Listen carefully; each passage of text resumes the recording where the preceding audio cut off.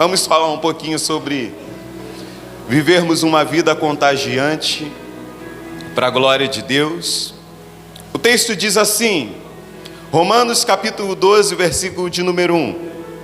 Rogo-vos, pois, irmãos, pelas misericórdias de Deus, que apresentei o vosso corpo por sacrifício vivo, santo e agradável a Deus, que é o vosso culto racional. E não vos conformeis com este século, mas transformai-vos pela renovação da vossa mente, para que experimenteis qual seja a boa, agradável e perfeita vontade de Deus. Feche os seus olhos, em nome de Jesus.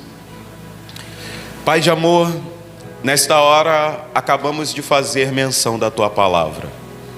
Eu quero glorificar o Teu nome porque aprendemos algo excepcional com Davi, que é trazer a Tua palavra para o nosso coração, para melhorarmos na nossa vida e não pecarmos contra Ti, Senhor.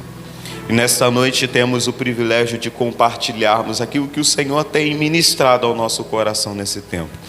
Eu oro para que o coração da Tua igreja nesta hora esteja como uma terra adubada e preparada para receber a boa semente que é a Tua palavra. Eu oro, Senhor, para que tudo aquilo que compartilharmos nesta noite aqui neste lugar, no tempo certo e na hora certa, essa semente, Senhor, ela germine e se torne uma árvore e gere muitos frutos para a glória do Teu nome. Assim eu Te louvo e Te agradeço nesta noite. No nome santo de Jesus, amém e amém. Você pode aplaudir ao Senhor?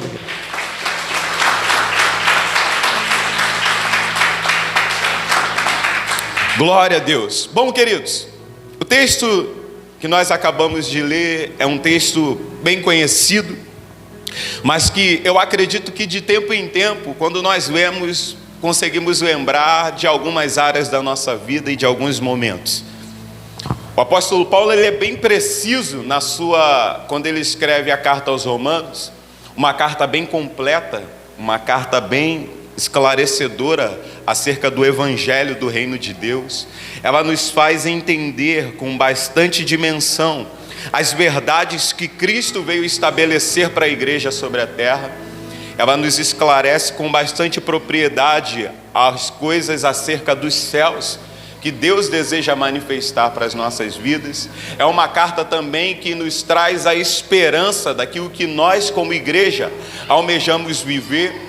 E quando chega no capítulo de número 12, o apóstolo Paulo vem com essa palavra fenomenal, que nos traz a realidade de como deve ser o nosso posicionamento, a nossa vida nesses dias. Quantas das vezes nós vemos esse texto e achamos até que é algo múltiplo, mas de fato é algo mais pessoal. Ele fala, não vos conformeis com esse mundo, mas transformai-vos pela renovação da vossa mente. E falarmos sobre vivermos uma vida contagiante, é falar exatamente sobre isso, sobre levarmos ao mundo essa novidade de vida que há em nós, essa vida nova que estamos vivendo agora em Cristo e que tem uma representação muito significativa para cada um de nós. E nessa noite eu queria falar sobre 4 pontos para vivermos uma vida contagiante, querido. Se a igreja não vive um evangelho que contagie as pessoas que estão à sua volta, a igreja ela está perdida em algum sentido do seu propósito e da sua missão aqui na terra. Uma igreja que não contagia é uma igreja que está doente. Uma igreja que não contagia é uma igreja que está ausente da presença do Espírito Santo. É uma igreja que tem a ausência da presença de Jesus dentro de si. Todas as vezes que Jesus falava aos seus discípulos acerca daquilo que eles iriam realizar, Jesus era bem claro que seria através deles que iria acontecer. Seria através deles que ele iria começar a fazer. E um dos primeiros pontos que eu queria tratar nesta noite, falar com vocês, é da vida diária com Deus. E esse é um ponto crucial, queridos. Algum tempo atrás, quando nós começamos a trabalhar no modelo celular, aprendemos algo muito legal e que fez com que nós, como igreja, criássemos um dinamismo ainda mais potente de conhecimento da palavra. Começamos a compartilhar e entender que nós precisávamos de um TSD, um tempo a sós com Deus. Todos os dias, isso precisa ser frequente. E sabe, não tem um horário determinado ao certo, é você que se prepara, é você que determina um horário, mas há uma importância em nos encontrarmos todos os dias com Deus. Eu sei que talvez no decorrer do tempo, ou com o passar dos anos, o seu TSD talvez tenha perdido a frequência ou a intensidade, mas hoje nós queremos deixar bem claro o quanto isso é fundamental para que a sua vida seja uma vida contagiante por onde você quer que for. Porque, queridos, homens e mulheres que desejam ser contagiantes precisam sair de casa com uma palavra direcionada dos céus sobre o lugar e o ambiente onde eles vão estar. E muitas das vezes nós saímos das nossas casas à moda Bangu, não ouvimos a voz de Deus, não damos nem um tchau sequer para as pessoas da nossa família, e assim queremos viver um evangelho contagiante. Quando eu falo de uma vida diária de intimidade com Deus, ou buscando a presença de Deus, nos faz lembrar o primeiro amor, querido. E falar sobre o primeiro amor é algo muito interessante, porque às vezes, como igreja, nós nos apresentamos ao Senhor no primeiro amor com interesse. E não pasmem com o que eu vou falar aqui. O interesse do seu primeiro amor vai determinar os fundamentos da sua vida e da sua caminhada cristã. Sabe por que eu digo isso, querido? Porque muitas das vezes no nosso primeiro amor, nós nos apaixonamos por Deus, por aquilo que Ele pode nos dar, apenas por interesse. Eu te busco e o Senhor me dá algo. E se nós não fundamentarmos a nossa vida num primeiro amor, onde nós buscamos Ele pelo que Ele é, pelo que Ele já fez em nossa vida, sabe, pelo sacrifício dEle na cruz do Calvário, não buscamos Ele por uma vida de intimidade para conhecermos quem Ele é, querido, o nosso primeiro amor será um primeiro amor fracassado. E é por isso que muitas das vezes já estamos aqui e cantamos que queremos voltar ao primeiro amor, mas aí eu te pergunto, qual foram as experiências que você viveu com Deus no seu período de primeiro amor? E muitas das vezes vivemos uma experiência de primeiro amor com Deus, onde nós queríamos que Ele mudasse a história da nossa vida, nos desse, sabe, uma casa melhor, um carro melhor, realizasse os nossos sonhos. E com o passar do tempo, por isso não acontecer, nós desistimos, fomos abandonando e nos esquecemos do primeiro amor. E aí todas as vezes que você ouve essa palavra, é preciso voltar ao primeiro amor, você só consegue se lembrar de um tempo onde você estava próximo de Deus por um interesse. Então não era um primeiro amor fundamentado na palavra, no desejo pela presença de Deus. E eu digo isso, querido, porque comigo foi assim. Eu já cheguei a compartilhar aqui algumas vezes. A primeira mensagem que pregaram para mim foi: venha para Jesus que a sua vida vai mudar. E aí, querido, nós éramos pobres de maré, desci. Ao ouvirmos essa proposta, ficamos encantados. Às vezes eu fico ouvindo o pastor aqui falando do momento que ele vivia uma vida difícil lá atrás, eu fico olhando assim, eu falo, cara, dava para me disputar com um pastor bonito. Porque a nossa vida era difícil, querido. Então qualquer proposta que viesse de melhoria iria nos encantar. Então eu ouvi uma proposta do quê? Vem para Jesus que sua vida vai mudar. Eu estava naquele dilema, nada é tão ruim que possa piorar. Então se eu ouço uma proposta dessa, eu vim correndo, irmãos. Eu vim correndo, mas vim correndo de coração, corpo e alma. E hoje eu dou graças a Deus, porque eu já contei para vocês aqui a história do sapato furado. Hoje eu dou graças a Deus porque eu abro lá o armário, eu tenho graças a Deus, irmão. Quando eu lembro da história do sapato furado, eu mesmo fico rindo comigo mesmo. Porque era um momento difícil. Mas sabe o que foi determinante na minha vida? Foi que em algum momento eu me encontrei com o Senhor. E eu já não priorizava mais mudar as circunstâncias daquilo que eu tinha, do que eu estava vivendo. Eu passei a me relacionar com Ele por aquilo que eu vi nos olhos dele e o que me encantou. Oh, aleluia. Sabe, não era um interesse por aquilo que Ele poderia me dar, porque passou um ano, eu continuei pobre. Passou-se 2 anos, eu ainda tinha melhorado um pouquinho, mas ainda estava muito ruim. Passou-se 3 anos, melhorou um pouquinho mais, mas ainda estava ruim. Mas o que era determinante na minha vida não era o que Deus poderia me dar, mas era o que Ele já havia feito no meu coração. Então todas as vezes quando o meu coração pensa em voltar atrás, eu lembro do primeiro amor, querido. Eu lembro dos momentos aonde eu me encontrava com Ele na casinha de um cômodo. E eu buscava a presença de Deus e eu sentia e tinha certeza de que Ele me ouvia. É nesses momentos que eu olho e penso, eu não posso voltar atrás. Porque voltar atrás é abrir mão disso em um dia, é abrir mão de 12 anos de busca por uma presença intensa dentro do meu coração. Então, um dos fatores que nós precisamos ter em nosso coração é o primeiro amor aceso em todos os dias. É por isso, querido, que quando Jesus escreve lá em Apocalipse, pede para João entregar a carta à igreja de Éfeso, Jesus diz para aquela igreja que ela precisava ver aonde ela caiu e voltasse ao primeiro amor. Porque o primeiro amor da igreja de Éfeso era aquele avivamento extraordinário que Paulo havia realizado. Aqueles homens viram coisas extraordinárias. Aqueles homens viram milagres acontecer. Paulo ficou ali em um período onde a igreja de Éfeso foi realmente avivada. Demétrio arma uma confusão para tirar Paulo dali. Paulo vai embora, querido, mas o Espírito Santo já havia se estabelecido no coração daquela igreja. Então, por isso o desejo do coração de Jesus para eles era: o meu desejo é que vocês voltem ao primeiro amor. Voltem aos momentos de intimidade. Volte aos momentos onde curas aconteciam no meio de vocês, onde o meu Espírito se manifestava, onde vocês viviam experiências extraordinárias. É esse primeiro amor que nós precisamos estar fundamentados como igreja. Então, o primeiro ponto é uma vida diária com Deus, vivendo o primeiro amor intenso. O segundo ponto é: precisamos ter autenticidade, querido.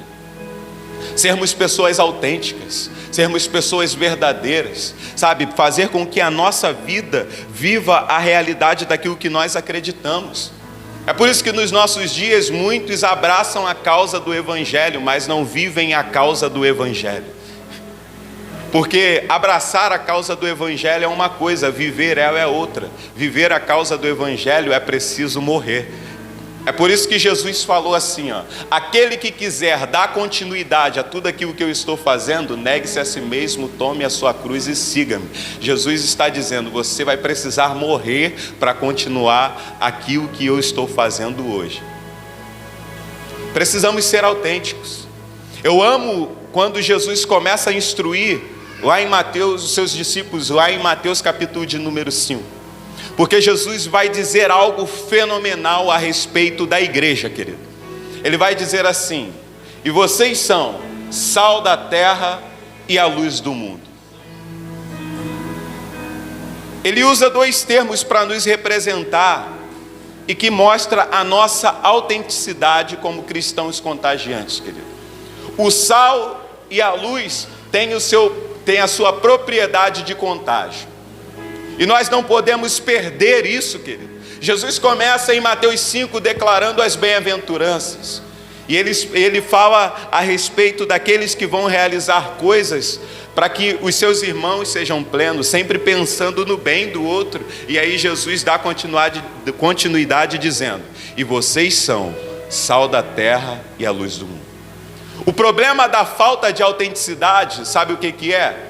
Hoje de pela manhã, o pastor usou aqui uma metáfora bem legal acerca do sal. Mas vivemos uma realidade, querido, onde se a igreja se perder, ela vai viver algo bem pior e ainda mais intenso. Sabe por quê, queridos? Se formos sal dentro do saleiro, ainda há esperança. O problema não é tão grande quando somos sal dentro do saleiro. O problema é quando nos tornamos sal insípido. Não temos mais a capacidade de dar sabor aonde nós estamos. Porque se colocar um sal insípido em uma salada, ele não vai causar diferença nenhuma. Se colocarmos o sal insípido na comida, ele não vai gerar mudança nenhuma. E há um problema também em não sermos luz. Porque se colocar uma lâmpada por baixo do velador, acesa, ela está debaixo do velador, mas está acesa. E talvez, se esta lâmpada estiver apagada por falta de energia, ela ainda é uma lâmpada, mas está apenas sem energia. E pior do que ser uma lâmpada sem energia é ser uma lâmpada queimada. Porque uma lâmpada queimada, querido, ela pode estar até conectada a uma fonte de energia, mas ela não ilumina mais. Então precisamos ter essa autenticidade, querido. Como luz do mundo, a nossa representação é levar clareza, iluminar o caminho para que outros que estão perdidos possam ver a verdade da vida que eles estão caminhando e voltem atrás e entendam que Jesus é o melhor caminho que elas podem seguir. Como sal, querido, deste mundo, nós temos uma incumbência extraordinária, querido. Você tem a capacidade, nós temos a capacidade de causar sede neste mundo, mas não é uma sede por uma água comum, é uma sede por uma água que flui do trono de Deus. Como sal, querido, temos a capacidade de darmos sabor à vida daqueles que estão perdidos. E quantos já perderam o gosto de viver? Quantos já perderam a vontade de viver, querido? E como sal, temos a capacidade de sermos os preservadores de uma moral cristã nos nossos dias. Algo que tem se perdido, mas que se nós não nos encontrarmos nesse tempo, viveremos dias intensos de uma correria, de nossos afazeres contínuos, mas não seremos cristãos contagiantes. Temos que causar contágio no mundo, querido. As pessoas precisam ter prazer de estar próxima de nós. As pessoas precisam pelo menos criar uma expectativa de estar perto de nós. E precisamos entender, sabe por quê? Às vezes muitas portas são fechadas para coisas que Deus quer nos dar e lugares aonde Deus quer nos levar, porque não estamos contagiando no lugar aonde Ele nos estabeleceu em primeiro ponto. Não mostramos para Ele que temos sede e a capacidade de irmos em lugares mais longe, mais intensos. E aí, querido, o que acontece? A nossa vida, o nosso ministério se torna um ministério atrofiado, paralisado. Porque se não temos a capacidade de contagiar no ambiente primário, onde Deus nos colocou, como iremos contagiar em outros lugares, se temos fracassado nas primeiras obras? É por isso, queridos, que há pessoas que deveriam estar em outros lugares, mas ainda estão no início da sua caminhada, porque não se tornaram contagiantes.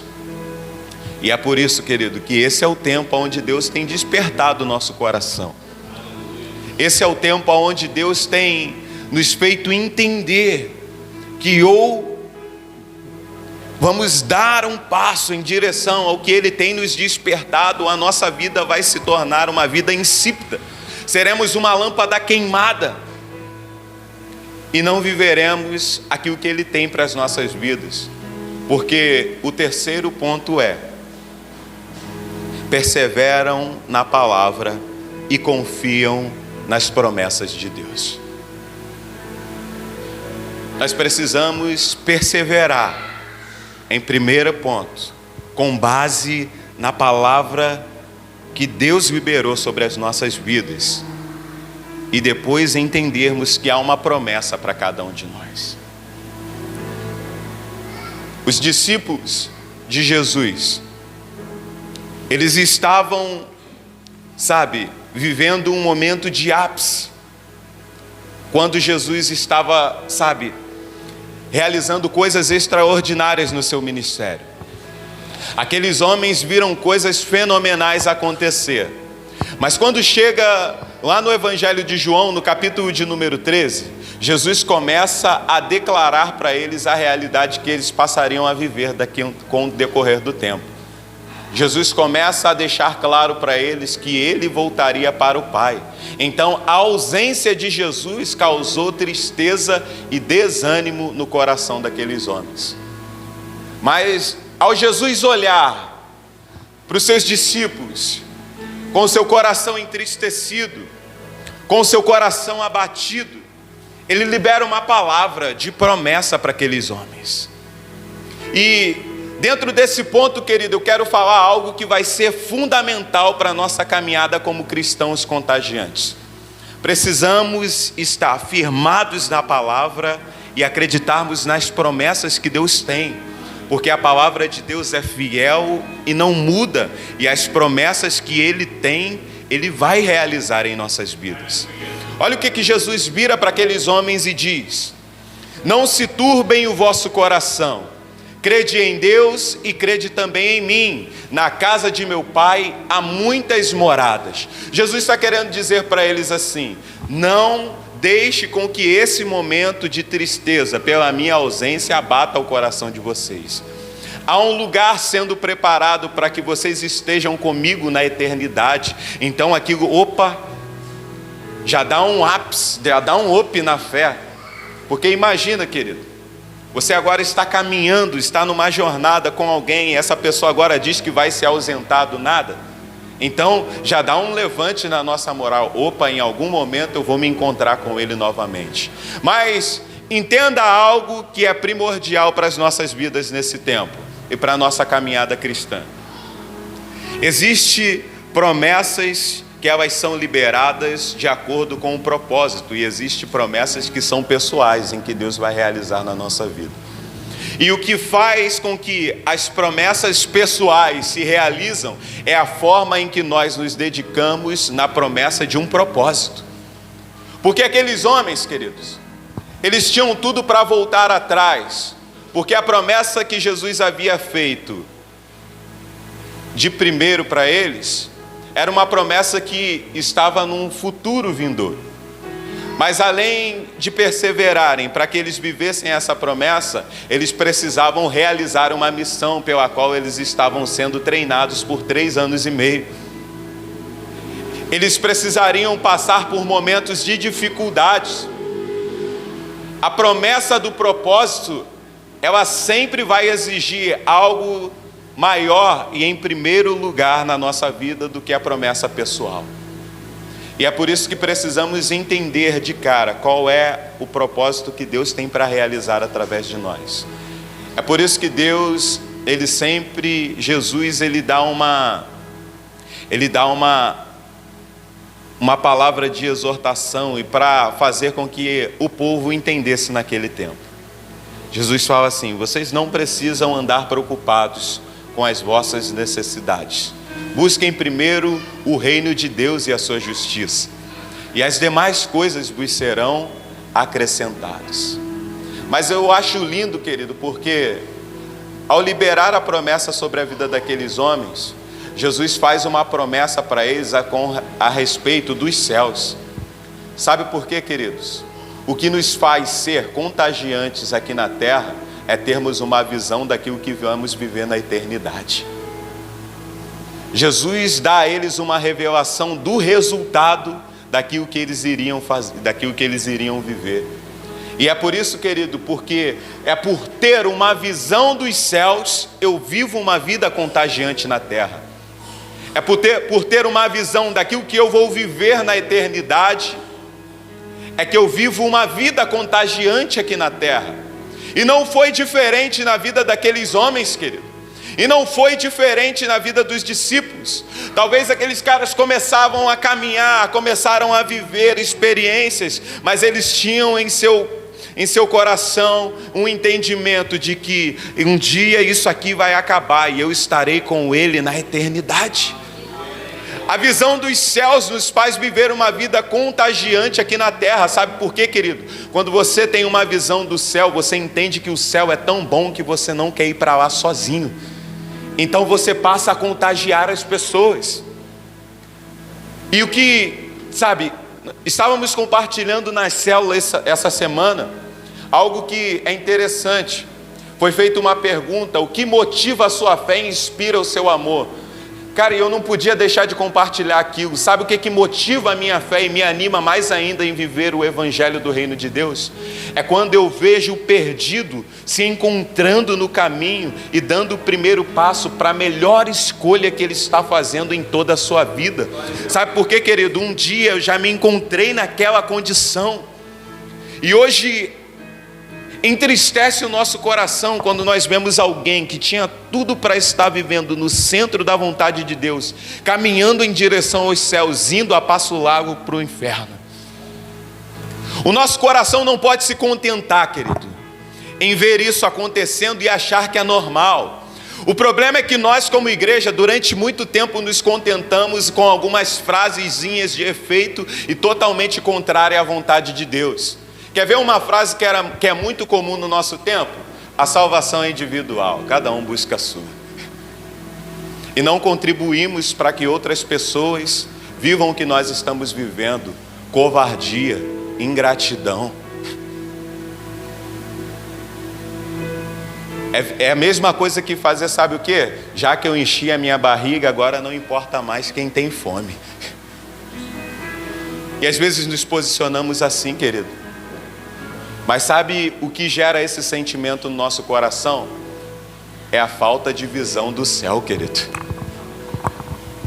Eu lembro quando nós começamos o CCM, e uma visão que passou a me encantar, querido. Eu nunca tinha visto daquela forma. Mas quando eu entendi o propósito da visão de Apocalipse, que era uma grande multidão que não podia se contar, aquela palavra, ela destravou o meu coração, querido. E naquele tempo eu fiz uma oração para o Senhor. Eu falei: Senhor, que a minha vida contribua para que outras pessoas estejam ali também. As pessoas já sofrem tanto aqui, querido, na terra. Mas eu amo quando alguém dá um passo, sabe por quê? Porque lá em Apocalipse vai dizer que Ele enxugará dos nossos olhos toda lágrima. E Ele não quer enxugar só as nossas, querido, Ele quer enxugar a de outras pessoas. É por isso que precisamos ser contagiantes. É por isso que homens e mulheres que vivem uma vida contagiante, eles não perdem a visão do céu. E eles não querem ir para o céu sozinho, querido, eles querem levar alguém. Já viu quando você descobre algo que é muito bom e você quer compartilhar com alguém? Já viu quando você vai naquela lanchonete top, que você paga barato no lanche e come uma comida boa? A primeira coisa que você faz quando está numa roda de amigos e alguém pensa em comer, o que é? Pô, conheço uma lanchonete muito boa, vamos lá. Esse precisa ser o desejo do nosso coração, a intenção do nosso coração com relação à vida que vivemos em Cristo Jesus, querido. Essa precisa ser a nossa intenção com relação aos lugares aonde nós estamos. E eu louvo ao Senhor porque o meu coração foi destravado nisso há mais ou menos 4 anos atrás. Estávamos na sala do CCM estudando o capítulo de número 13, e naquele dia Deus destravou meu coração com intensidade.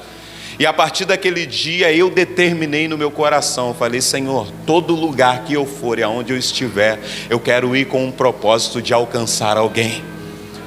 E às vezes, queridos, nós queremos alcançar alguém, sabe, pegar a pessoa e trazer ela junto conosco. Não, entenda algo primordial no Evangelho. A nossa função é lançar a semente, querido. Não somos nós que damos o crescimento.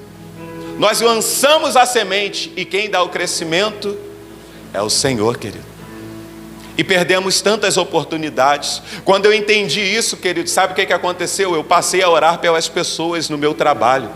E aí eu entendi o porquê que eu nunca parei, eu nunca trabalhei em uma empresa onde eu ficasse num lugar fixo.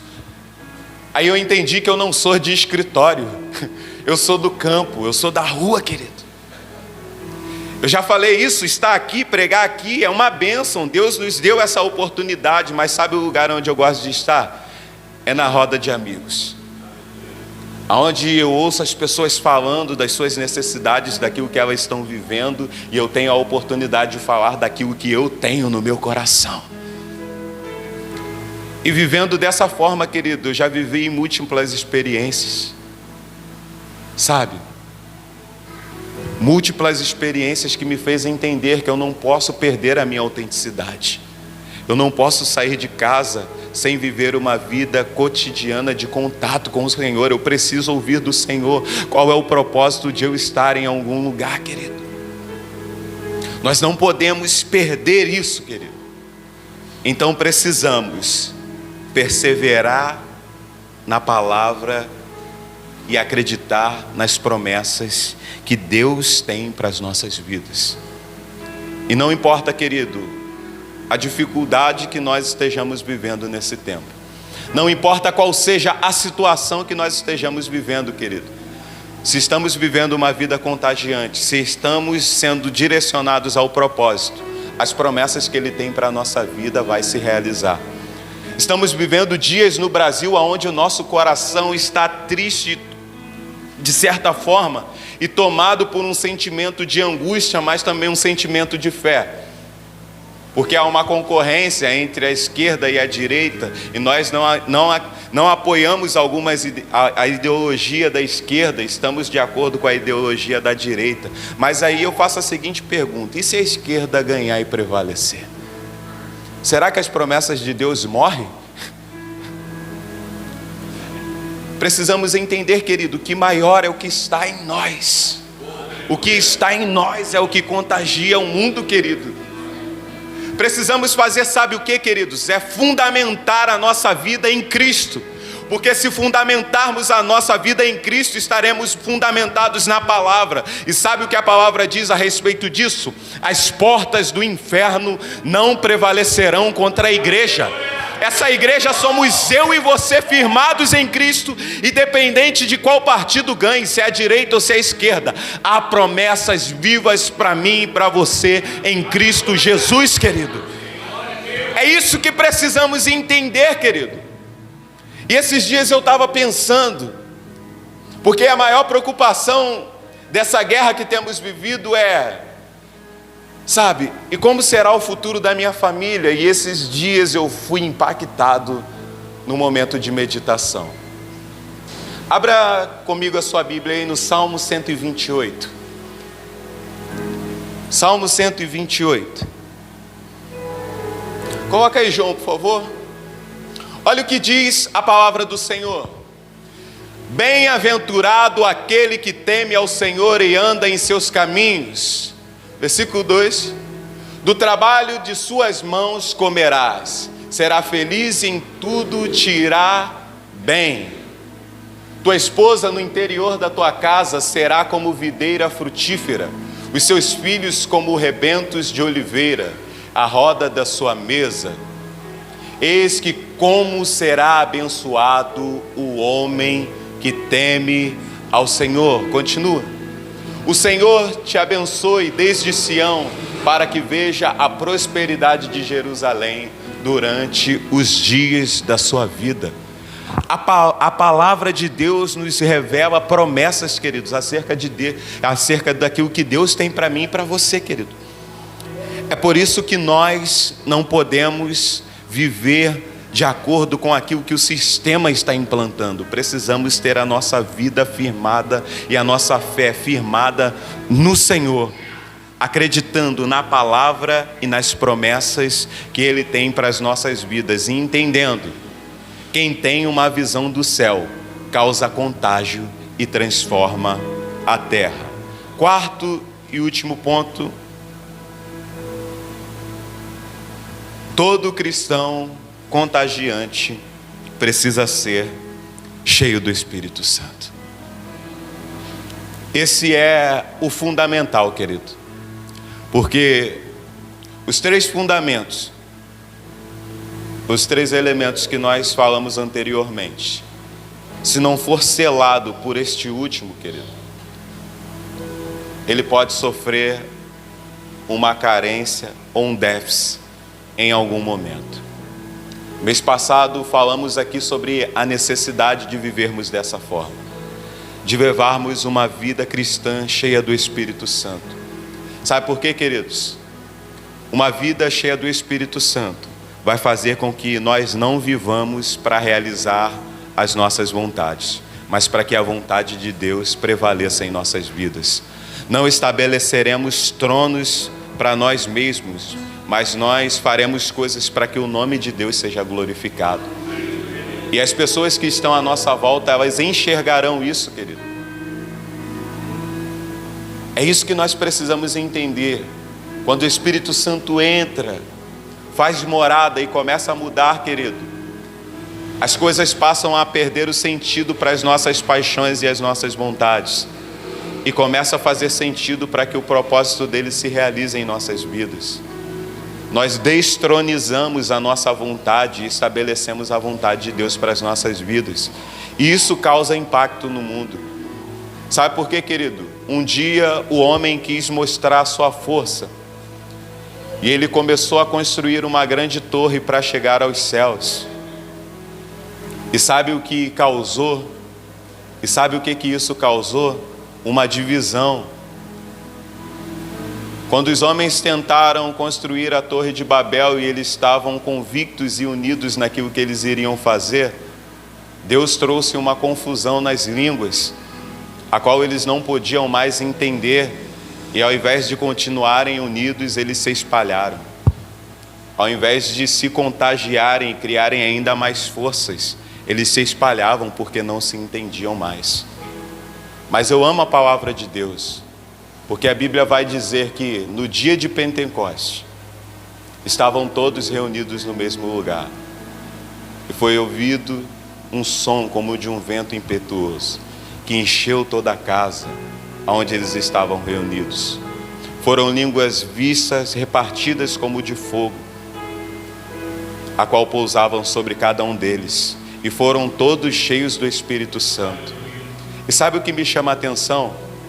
Os povos que estavam visitando aquela cidade, quando eles se aproximaram, eles viram aqueles homens falando em sua própria língua. Quando os homens tentaram estabelecer algo para mostrar a Deus a sua força, Deus dividiu as línguas e ninguém mais se entendia.